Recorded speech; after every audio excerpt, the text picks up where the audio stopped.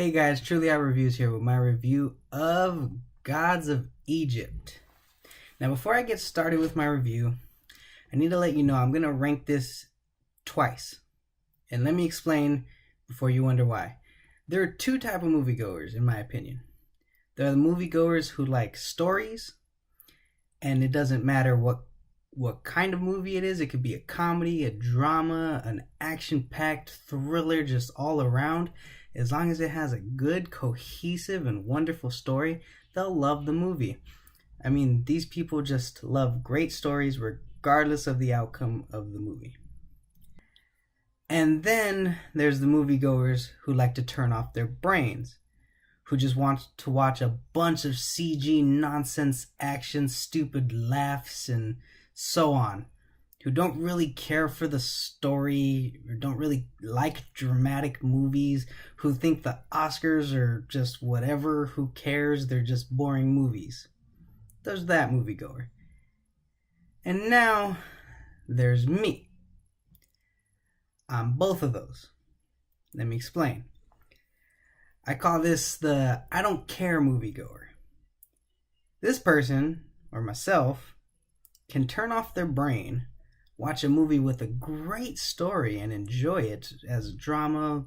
I love the Oscar movies and all that. But also can enjoy a movie as dumb as Transformers, whose story is crap, but loves all the CG and blowing up and all the action. You just turn off your brain and just enjoy the movie as it is. This is why I'm giving the movie two different rankings, if that makes sense.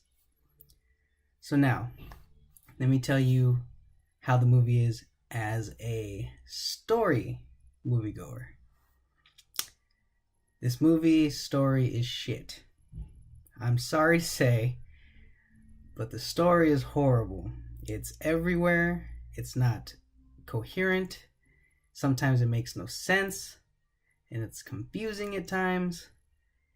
And it's basically not for that moviegoer. So if you enjoy stories, I recommend you do not watch this movie. You will not enjoy it. You will probably hate this movie, honestly. And now let me tell you how this movie is as a brain dead moviegoer. It's great. It's great. Just the CG, the explosions, the fighting. It's nice. It's fun. It gets your mind off of the world, off of the crap you're going through throughout the day, and it's just 2 hours of not thinking, not having any worries about nothing, and just having some stupid fun. So yeah, that's how that works.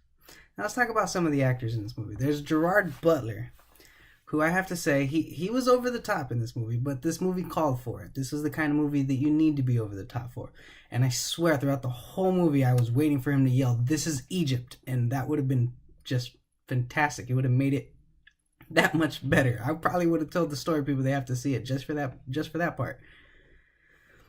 But yeah, Gerard Butler does fantastic, over the top, and all around his character I'd probably have to say is the best character in the movie. He's worth seeing the movie for. And now let's talk about Horus. I cannot pronounce the actor's name, so I'm not even going to attempt it. But it's this guy from Game of Thrones. Just happy his sister wasn't in the movie. Now this guy, he's over the top as well. He doesn't do as good as Gerard Butler. He's kind of bland and plain throughout the movie, but it goes with who the character is, kind of. Now I'm gonna rapid fire through some of these boring characters. There's Beck, who's kind of the main kid, the sidekick of Horus, his character. I think he was in Maleficent. I'm not sure, but this guy. And then there's the eye candy. This girl's absolutely beautiful, who plays Zaya. I think it's Zaya. Yes, Zaya. And there's Hathor, goddess of love, who loves Horus, but bang set. I mean, could you blame her? Right? That was a joke for my mother. Shout out to my mom. Hi, there. You got your shout out. Anyways, let me continue on with this. And there's Chadwick Boseman, who plays Thoth, the whitest character in this movie. The way he talks, the way his mannerisms are, it's just pointless. He's only in this movie because everyone else is white. and they needed some diversity in a movie about Egypt. If you want some diversity in a movie about Egypt, get some Egyptian actors, or some Muslim actors, or some Spanish actors. Get some color in this movie. That's what they need. Anyways, and there's this guy. I can't pronounce his name either, but I will try and butcher it right now. Rufus Sewell. Rufus Sewell. As Urshu. Whatever the hell. Anyways, this character is just whatever. He's a throwaway character. He honestly doesn't matter. He's just there to make the plot go forward.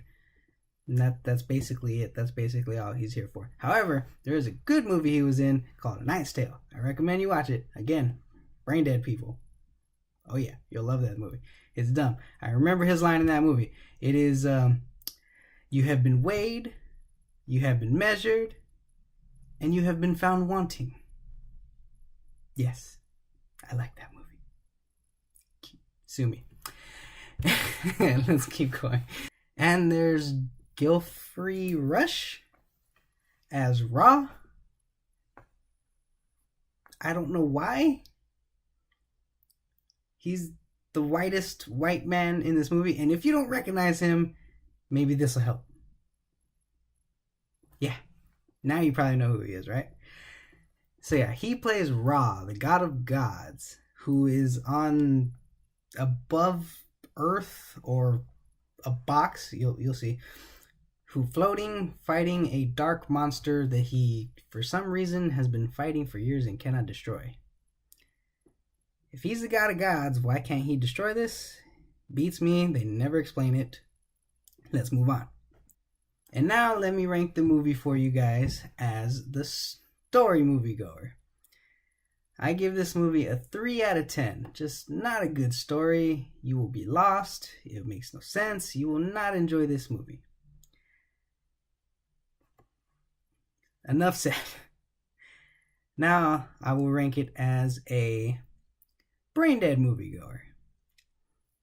If you like a bunch of action, bunch of CG, don't really give a damn about a story, then you will enjoy this movie. So I will give it an 8 out of 10 for the brain dead moviegoer, because you will get your action and your suspense and your fun. And let me say one thing, this isn't a spoiler because they spoil itself in the beginning of the movie. The character Beck is kind of narrating in the beginning and then just stops halfway through the movie. Anyways, he's narrating as an old man. And when you're watching the movie and he's going through all these death-defying I'm gonna die scenes, you know he's not going to die. So, there's no suspense.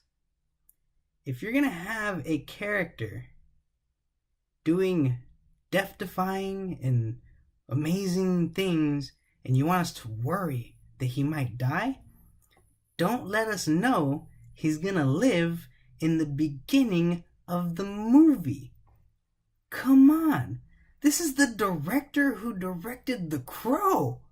The Crow. And that is one of the best movies ever. You think he would know better. Alright guys, thank you so much for watching. I really appreciate it. I hope you guys have a lovely day. And always remember, stay true and be odd. I'm out.